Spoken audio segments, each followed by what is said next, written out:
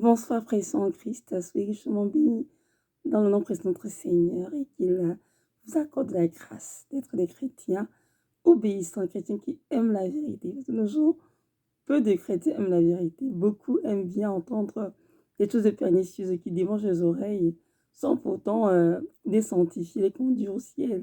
Mais nous devons être de ceux-là qui aiment la vérité, qui veulent la vérité et qui le marchent dans la vérité. Parce que notre Seigneur Jésus de Nazareth a dit dans sa parole, je suis le chemin, la vérité et la vie. Et l'esprit qu'il nous a donné pour nous conduire et pour nous enseigner, c'est l'esprit de vérité dont un chrétien doit aimer la vérité.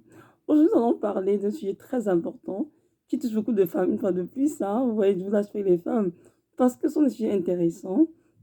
Et je dirais très important puisque beaucoup de femmes ratent le ciel à cause de ça. Je vais parler des pilules, la contraception. Beaucoup de femmes dans le monde prennent des pilules contraceptives à tout à travers sans comprendre vraiment ce qui se passe dans leur corps. Beaucoup de femmes de nos jours, avec la montée du féminisme, se croient être maîtresses de leur corps, donc elles font ce qu'elles veulent de leur corps et n'ont de compte à rendre aux personnes.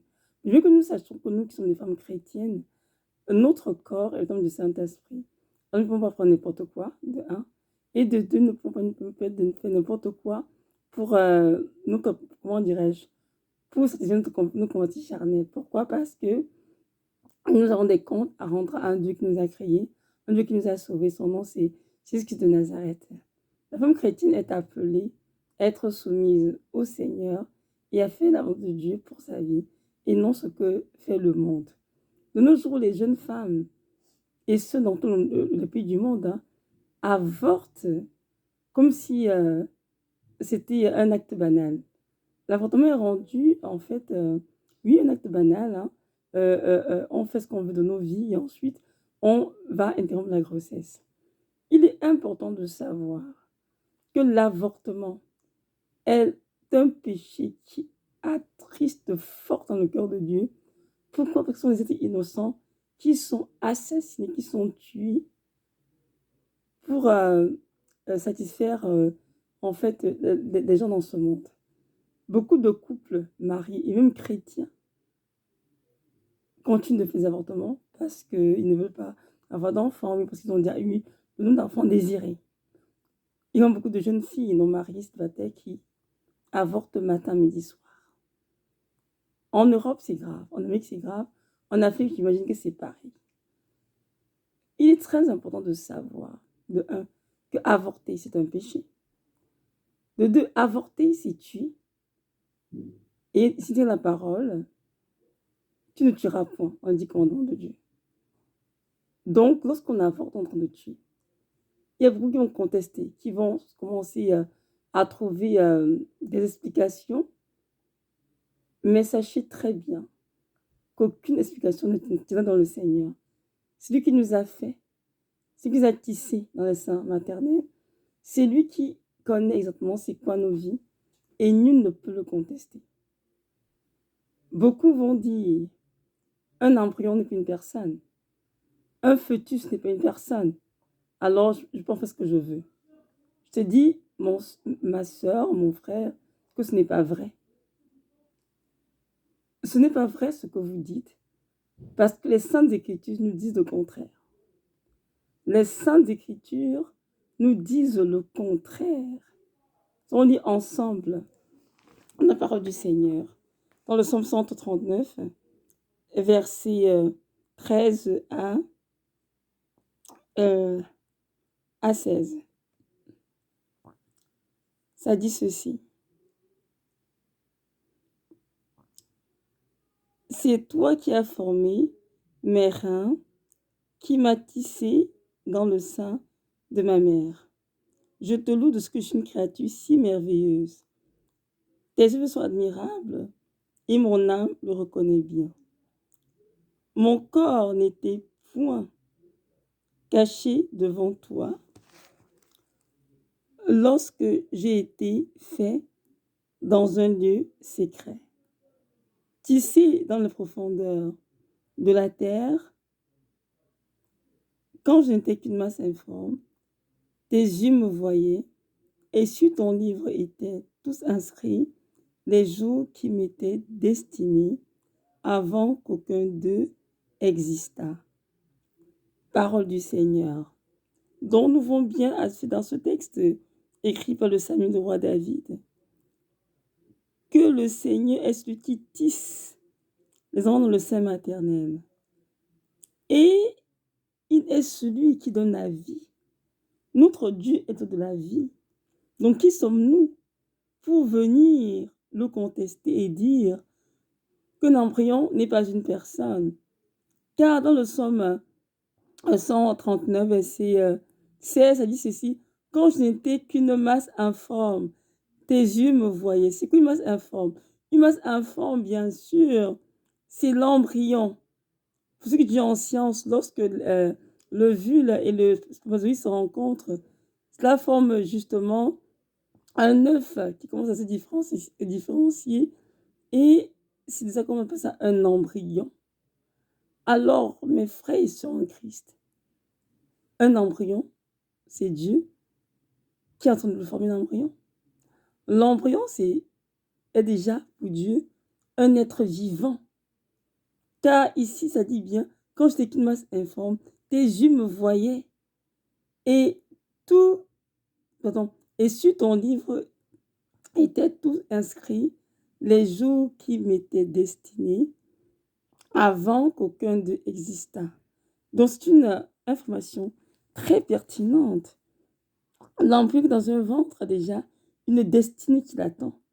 Et j'ai un nombre de jours inscrits dans un livre qui est au ciel, la face sur terre, dont ceux qui avortent sont en train de mettre fin à la vie de ce fœtus, de cet embryon, qui ne faut être plus tard un être humain, bien différencié. Donc avorter, mes frères et sœurs en Christ, c'est un péché. Et ceux qui disent que l'embryon n'est pas un être vivant, n'est pas un être humain, ce n'est pas vrai. L'embryon est un être humain aux yeux de notre Seigneur. Et nous disons pas qu'est-ce qui compte, ce n'est pas tant ce que nous pensons, mais c'est ce que Dieu pense. Amen. C'est très important d'en parler parce qu'il y a beaucoup qui peuvent s'attendre à se perdre dans des raisonnements, dans des faux raisonnements, et vont se voir fermer la porte du ciel à cause de ces faux raisonnements, des faux enseignements. Et sinon, dans le psaume 22, verset 10 à 11, on lit encore une fois de plus. Dans le psaume 22, verset 10 à 11, on dit ceci: oui, tu m'as fait sortir du sein maternel. Tu m'as mis en sûreté chez ma mère de ma mère. Dès le sein maternel, j'ai été sous ta garde. Dès le ventre de ma mère, tu as été mon Dieu. Amen. Je rappelle ici que le psaume 22 parle ici du Messie, de sa naissance, de ses souffrances. Dans le psaume 22 a été écrit, pour prendre les propos du prophète Ésaïe, le prophète, pour parler des souffrances qui allaient être celles de notre Seigneur de Nazareth lorsqu'il viendrait sur terre. Lorsqu'on parle du bébé ici, il s'agit de lui. En effet, il dit ici, verset 11, dès le sein maternel, j'étais sous ta garde. Donc, ton bébé dans le sein maternel, sous la garde du Seigneur. Et dans le ventre de ma mère, tu étais mon Dieu. Amen. Donc, un embryon dans un ventre a déjà un Dieu. Et ce Dieu-là, c'est qui? C'est Jésus de Nazareth qui est l'auteur de la vie, car il donne la vie. Et personne n'a le droit de reprendre cette vie. Ni toi, ni moi, ni aucun médecin, ni aucun parent, personne. Il est celui qui donne la vie. Il est libre d'en reprendre si bon lui semble. Donc, nous voyons avec ces textes que ceux qui avortent commettent un grand péché. Et ce péché, c'est quoi? C'est le meurtre d'enfants innocents. Et c'est extrêmement grave. Donc, si tu m'écoutes et que tu as commis un avortement, je t'encourage tout simplement à te repentir sincèrement dans le Seigneur, de te purifier, puis de recommencer. Si tu étais sur le point de le faire, parce que tu étais enceinte, une grossesse indésirée, ou peu importe ce concerne ta grossesse, je t'encourage vraiment à ne pas le faire. Pourquoi? Parce que tu es en train d'ouvrir dans ta propre vie les portes de l'esprit de mort. Et sache que notre Dieu, il t'aime. Et peu importe ce que tu fais comme erreur, il veut que tu gardes ton bébé et que tu puisses aller jusqu'à terme. Il prendra soin de toi. Ne t'inquiète pas des finances, ne t'inquiète pas de ce qu'on dira de toi, du fait d'être rejeté, que ce soit ta famille, pas des amis.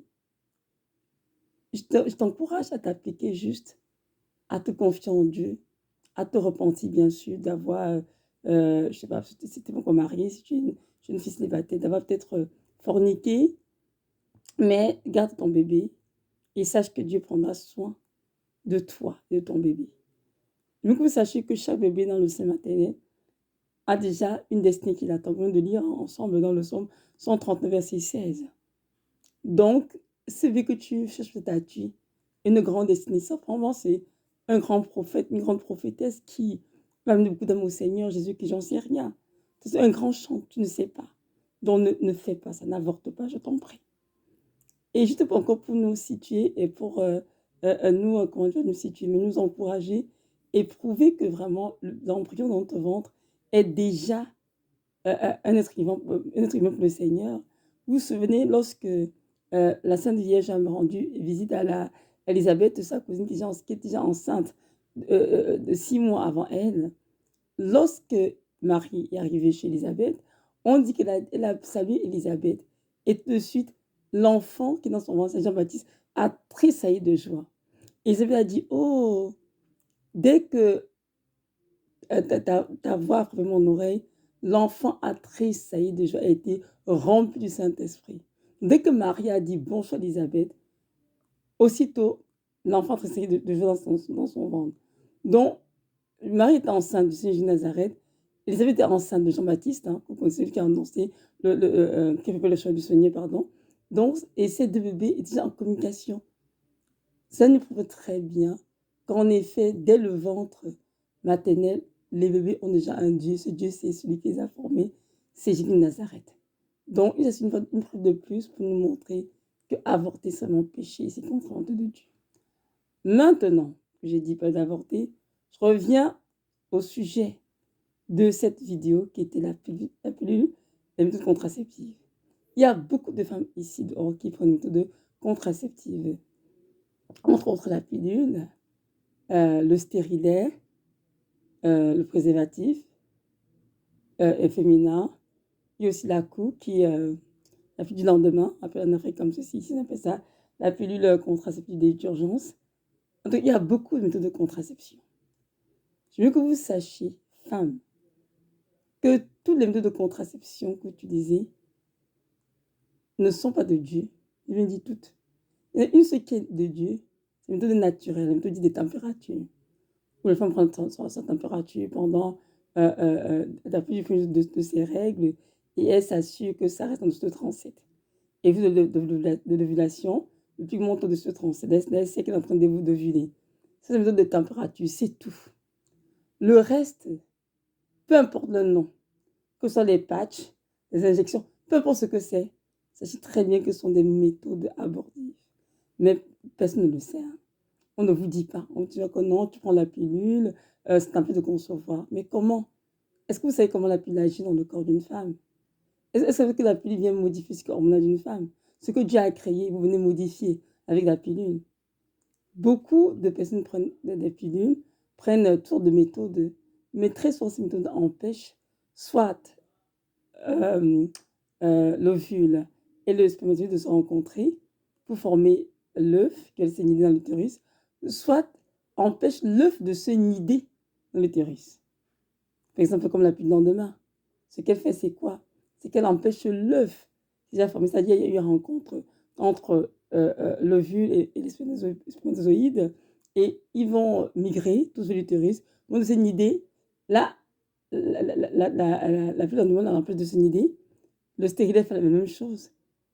Mes sœurs en Christ, je vous assure qu'il y a beaucoup de femmes qui avortent tous les jours sans le savoir. Parce que c'est des méthodes contraceptives, mais ne savent pas que ce sont des méthodes aussi qui les font avorter inconsciemment, malheureusement.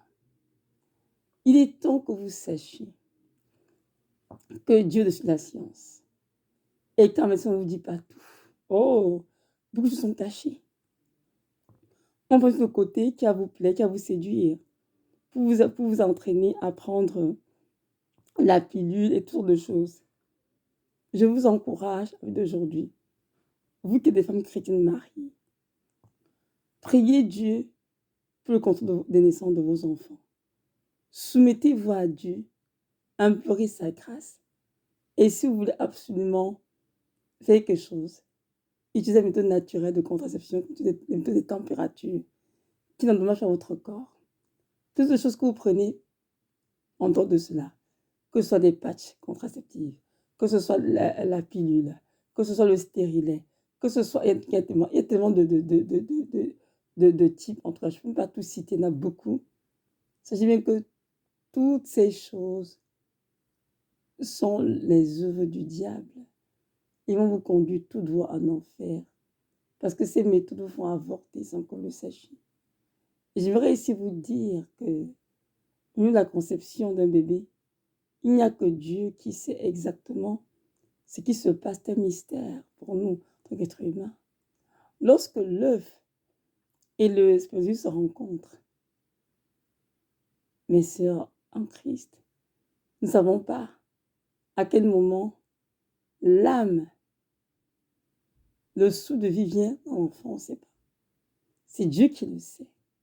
Alors qui sommes-nous pour empêcher que l'œuf se rencontre, mais qui sommes-nous pour empêcher que l'anidation se fasse dans l'utérus? On n'a aucun droit. Nous avons de contrôler les choses qui sont au-dessus de notre compréhension. Ce sont des femmes sages, des femmes qui prient et qui cherchent avant toute chose à être soumises au dos de Dieu. Arrêtez de vouloir contrôler notre corps, nos hormones. C'est impossible parce que le corps humain en soi-même est fait de façon mystérieuse. Il n'y a que Dieu qui nous a créés, qui sait très bien comment ce corps fonctionne. Alors, j'aimerais que vous sachiez que beaucoup de méthodes de contraception font avorter plusieurs femmes à leur insu.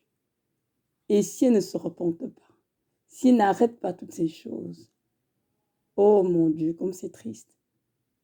Lorsqu'elles quitteront cette terre, elles ne verront point la face du Seigneur. Toi qui m'écoutes en ce moment, je ne sais pas si tu es une jeune femme célibataire, je ne sais pas si tu es une femme mariée, je ne sais pas c'est quoi ton statut, peu importe ce que c'est, je t'encourage vivement à arrêter les méthodes de contraception. D'ailleurs, celles qui ne sont pas mariées n'ont pas le droit de faire du rapport sexuel hors mariage, c'est interdit par le Seigneur, ça c'est la fornication, c'est l'impudicité. Et celles qui sont mariées, qui sont chrétiennes, doivent également avoir vraiment des rapports dans un cadre bien propre, sans impureté, que les conjugal soit exemple de toute souillure. Déjà, tout ce que vous appelez préservatif, puis toutes ces choses bien souiller le lit conjugal de 1. Parce que dans votre lit conjugal, ceux qui utilisent ces choses, des dieux étrangers, des choses abominables qui viennent souiller le lit conjugal. Donc, évitez de prendre toutes ces méthodes qui sont offertes par la science pour contrer une naissance, mais qui sont en fait les œuvres de Satan pour détruire la création de Dieu. Dieu est un Dieu puissant, mais sans Christ. Et mes frères aussi, bien sûr, parce qu'il y a les couples qui m'écoutent. Il connaît exactement le nom qu'il a fait pour chaque couple. Et croyez-moi, c'est vrai. Et il donnera ces enfants-là à ceux qui le veulent bien. Mais toi qui contre une naissance, même toi qui empêche ces enfants de naître, tu rendras compte à Dieu.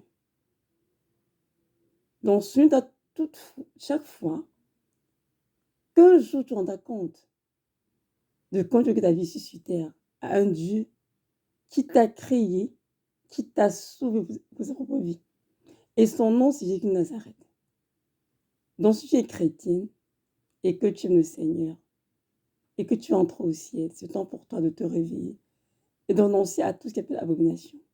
Devant Dieu, les méthodes de contraception sont appelées abomination parce que quasiment toutes sont des méthodes abortives. je viens aujourd'hui encore vous demander de vous réveiller et de ne pas vous tromper de vos raisonnements. Si vous voulez faire partie des vierges sages, c'est temps d'obéir à ce que Dieu vous demande et d'arrêter de faire les choses de Satan. Donc voilà. Que notre Seigneur vous bénisse. Et sachez très bien qu'un embryon, qu'un fœtus, est devant Dieu déjà un être vivant, qui a un Dieu, qui a une destinée qui l'attend, dont il fera écourter sa vie. Il fait cet enfant naître, peu importe les conditions dans lesquelles il a été conçu. Nous te reviens bientôt chercher une église glorieuse, sans tache ni ride, une église qui prend soin de son corps. Et toi, ma sœur, toi, mon frère, pardon, nous sommes dans le Saint-Esprit, y compris moi. Donc, prenons soin de ce temple avec beaucoup, beaucoup, beaucoup de rigueur. Sachant que nous transportons dans nos corps le trésor qui est Christ. Et veillons sur nos voies.